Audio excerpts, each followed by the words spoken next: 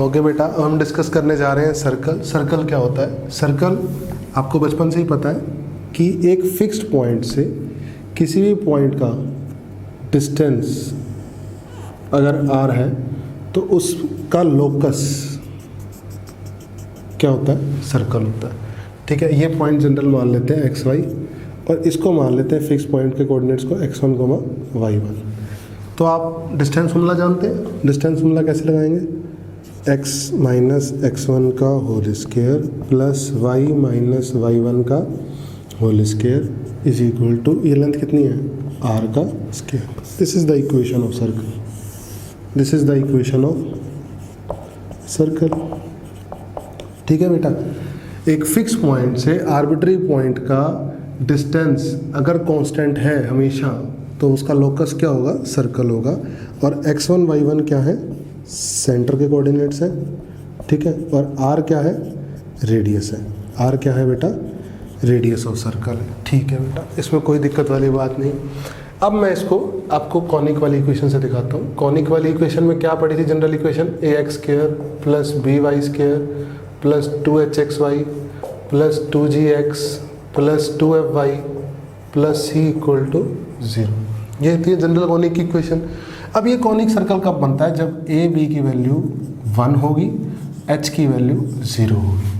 ठीक है, तो h square minus a b अपने आप नेगेटिव आएगा, वो अपने आप आएगा, कोई दिक्कत वाली बात नहीं है। ठीक है, तो अगर मैं ध्यान से देखूँ तो क्या बनेगा? X square plus y square तो 0 ही हो गया, plus 2gx plus 2fy plus c equal to 0 हो गया बेटा। सही है, this is the equation of circle. This is the equation of circle. अब इस इक्वेशन को इसमें कन्वर्ट करते हैं बेटा। कैसे करेंगे? आप लिखो एक्स स्क्वायर प्लस 2gx, ठीक है, प्लस जी स्क्वायर करो माइनस जी स्क्वायर करो, एक तो ये कर लो। फिर लिखो y square plus 2fy plus F square करो माइनस एफ स्क्वायर करो, एक ये कर लो, प्लस c इक्वल टू 0 कर दो। कोई दिक्कत वाली बात नहीं है बेटा। ये टर्म क्या बन जाएगी? x प्लस जी का होल स्क्वायर। ठीक है, ये टर्म क्या बन जाएगी? y प्लस एफ का होल स्क्वायर, और उधर चला जाएगा जी स्क्वायर, पॉजिटिव हो जाएगा, एफ स्क्वायर भी पॉजिटिव हो जाएगा, यानी G square plus F square minus C. ठीक है, तो अगर मैं इसको इससे कंपेयर करूं बेटा तो यहाँ पे x1 की वैल्यू कितनी आ रही है? माइनस जी, और y1 की वैल्यू कितनी आ रही है? Minus F. यानी इस इक्वेशन में माइनस जी को माइनस एफ सेंटर के कोऑर्डिनेट होते हैं। ठीक है, और रेडियस का स्क्वायर इसके बराबर आ रहा है, यानी r की वैल्यू होती है, रेडियस की वैल्यू होती है G square plus F square minus C. ठीक है बेटा, तो ये हमारा सर्कल हो गया, हमारे लिए काफ़ी है ये। ठीक है, एक आसान वाला और होता है जब हमारा जो सेंटर है वो ओरिजिन होता है। अगर सेंटर ओरिजिन होगा तो x1 y1 की वैल्यू क्या होगी? 0। If centre is origin, if centre is origin तो x1 y1 की वैल्यू क्या होगी बेटा? 0। तो क्या बनेगा? X square plus y square equal to r square. ये सिंपल वाला सर्कल हो गया। हमारे को इसकी भी जरूरत पड़ती है, इसकी भी पड़ती है, क्योंकि कभी इसकी ही पड़ जाती है। ठीक है, कॉनिक से रिलेट करके। तो ये सर्कल कंप्लीट हो गया बेटा हमारा, इतना सफिशिएंट है हमें जो पढ़ना है। ठीक है, अब हम स्टार्ट करते हैं एलिप्स। क्या स्टार्ट करते हैं? एलिप्स। ओके स्टूडेंट्स, हम डिस्कस करेंगे एलिप्स। क्या डिस्कस करेंगे? एलिप्स डिस्कस करेंगे। एलिप्स में जनरल इक्वेशन क्या बताई मैंने आपको? ax स्क्वायर कॉनिक की इक्वेशन है, तो by square plus 2hxy plus 2gx plus 2fy plus c equal to 0। This is the general equation of ellipse. ठीक है, एलिप्स एक कर्व है बेटा। ठीक है, हुआ क्या बेटा? हमेशा यहाँ पर h square minus a b की वैल्यू नेगेटिव होनी चाहिए, अगर, और a not equal to b होना चाहिए। अगर ए बी बराबर नहीं है, h square minus a b की वैल्यू नेगेटिव है, तो ये कॉनिक क्या बन जाएगा? एलिप्स बन जाएगा। क्या बन जाएगा? एलिप्स बन जाएगा ये कॉनिक। ठीक है, और स्टैंडर्ड फॉर्म इसकी ऐसे होती है, बिल्कुल जो इजी फॉर्म स्टैंडर्ड फॉर्म होती है वो कुछ इस टाइप से होती है। X square by a square plus y square by b square equal to 1। ठीक है, इसका ग्राफ कैसा आता है बेटा? कुछ इस टाइप से आता है।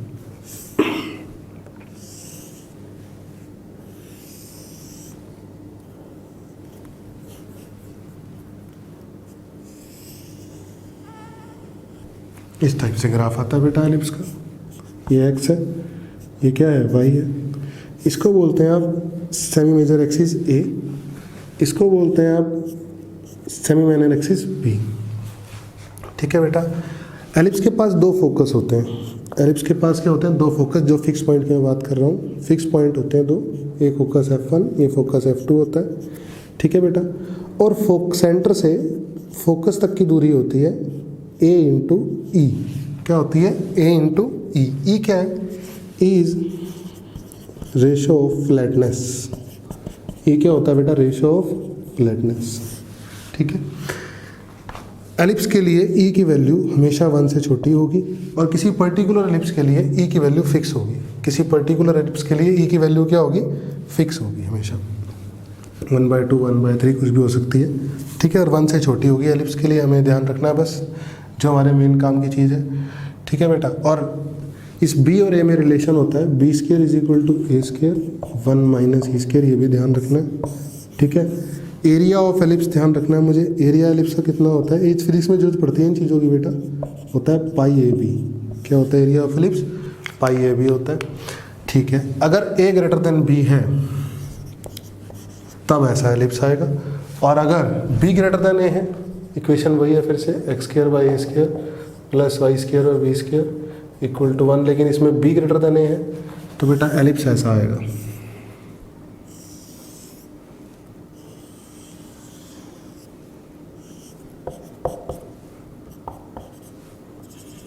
ऐसा एलिप्स आएगा बेटा।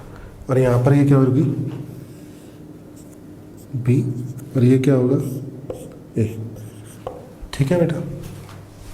यहाँ पर B > A होगा तो ऐसा एलिप्स होगा, खड़ा हुआ वर्टिकल एलिप्स, और अगर A > B होगा तो ऐसा एलिप्स होगा, हॉरिजॉन्टल एलिप्स। ठीक है बेटा।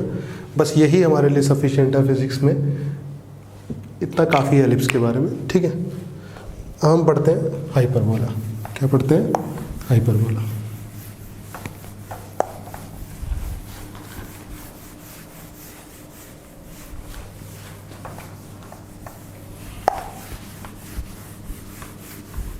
हाइपरबोला पढ़ते हैं बेटा।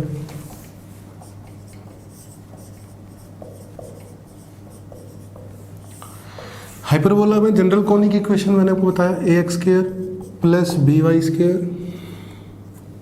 + 2hxy + 2gx + 2fy + c = 0 होती है। जनरल कोनिक इक्वेशन ये है। अब ये हाइपरबोला कब बनेगा, जब h² - ab > 0 होगा। कंडीशन है हाइपर, अगर ऐसा होता है तो क्या बनेगा, इक्वेशन किसकी बन जाएगी, हाइपरबोला की बन जाएगी। यहाँ पर कोई नेसेसरी नहीं है कि ए बी के बराबर हो या ना हो, दोनों हो सकते हैं, कोई दिक्कत नहीं है। ए बी बराबर भी हो सकते हैं और हो सकता है ए बी बराबर ना भी हो। और स्टैंडर्ड हाइपरबोला की इक्वेशन जो होती है, जो हमें पढ़नी होती है, जो हमें दिखती पता चले, वो ऐसी होती है बेटा, x² / A² - y² / B² = 1। ठीक है। और दूसरी बात, यहाँ पर भी सेंट्रिसिटी होती है, सेंट्रिसिटी, लेकिन यहाँ पर क्या होती है बेटा, 1 से बड़ी होती है। और यहाँ पे फॉर्मूला होता है B² = A², E² - 1। ठीक है। और शक्ल कैसी होती है इसकी, ग्राफ ऐसा होता है।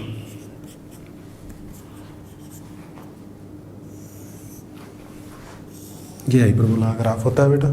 ठीक है। यहाँ से यहाँ तक की दूरी क्या होती है, A। इसके बाद भी दो फोकस होते हैं, F1 और ये F2। और यहाँ से लेकर फोकस तक की दूरी क्या होती है, AE। क्या होती है, AE। ठीक है बेटा। और B और A में रिलेशन ये होता है। ठीक है। ये स्टैंडर्ड हाइपरबोला हो गया। ठीक है। एक रेक्टेंगुलर हाइपरबोला होता है बेटा, रेक्टेंगुलर हाइपरबोला होता है। इसकी इक्वेशन इस टाइप से होती है, xy = कांस्टेंट। xy = कांस्टेंट की फॉर्म में होती है। इसका ग्राफ ऐसा होता है बेटा।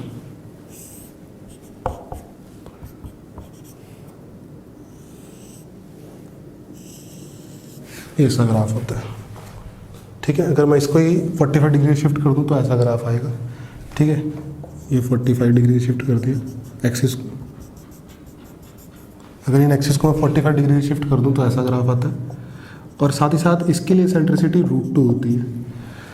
क्या होती है इसके लिए सेंट्रिसिटी √2 होती है। X y equal to constant rectangular hyperbola इस टाइप ग्राफ होता है, इसको इन्वर्स ग्राफ भी बोलते हैं, क्योंकि y inversely proportional to x में आ जाएगा ना इससे, क्योंकि वाई कॉन्स्टेंट है तो प्रोपोर्शनलिटी हो गई और एक्स नीचे आ गया। इन्वर्स ग्राफ भी बोलते हैं इसको, क्या बोलते हैं, इन्वर्स ग्राफ। ठीक है बेटा, तो इसी टाइप की शेप होती है इसमें।